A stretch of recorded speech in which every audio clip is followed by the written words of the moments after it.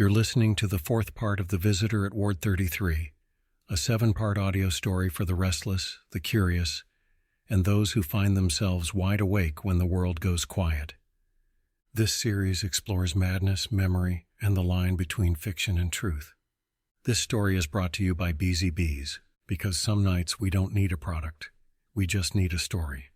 To listen to all 7 chapters, visit deepbearsleep.com. Chapter 4, The Witch in the Algorithm. The fall didn't feel like falling, it felt like forgetting. Eli expected pain or even impact, but instead he landed in a hallway that flickered between forms. A hospital corridor, a data stream, a train station, a scroll of text that kept writing itself. He staggered forward. The floor beneath his feet looked like tile but shifted every few steps, sometimes brick, sometimes wood, sometimes cloud. Reality was unstable, as if the very architecture around him couldn't decide what it was supposed to be. Somewhere behind the walls he could hear a woman humming. He turned a corner and froze. There was a room, open, glowing faintly with green and blue light. The light flickered like code trying to manifest as candlelight. Inside stood Naomi, not the ghost from his vision, not the flicker from the courtroom gallery. This Naomi was solid, almost. Her form glitched slightly at the edges like a buffering video. Her coat flickered between wool and leather. Her face blurred between woman and symbol. Her eyes, though, those were clear, piercing, familiar. She looked like memory rendered through a firewall. "Eli," she said, "you found your way." He stepped into the room slowly. "How are you here?" he asked. "I'm not," she replied. "You are." She walked toward him, hands open as if presenting no threat. But Eli couldn't help noticing the faint symbols running across her fingertips. Code, ink, maybe both. "They buried my name," she said, "banned my work, set the algorithm to erase any trace, but something remained." She reached for a nearby wall, tapped it. The wall melted into an old web page, her author bio. It glitched, sparked, then collapsed into blackness. "I hid myself in the breaks between code," she said, "in corrupted files, in skipped frames, in half-remembered phrases that no one could quite quote. That's what a witch is now, Eli.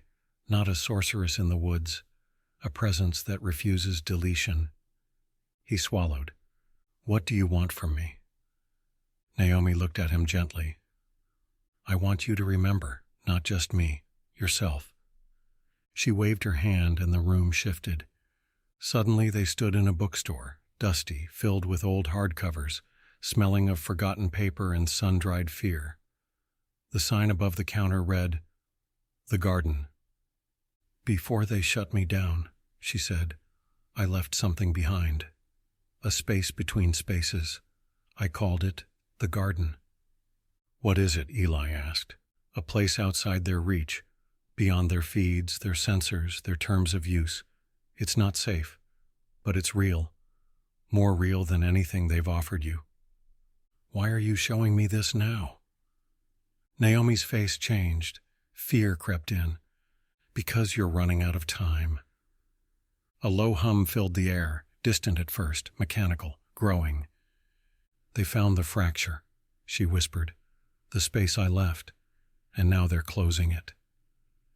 From the bookstore shelves, books began to vanish one by one, replaced by empty code strings. "You still dream, Eli. That's your crime. That's your power." The cat appeared again, on top of a bookshelf, curled like a shadow that had been waiting.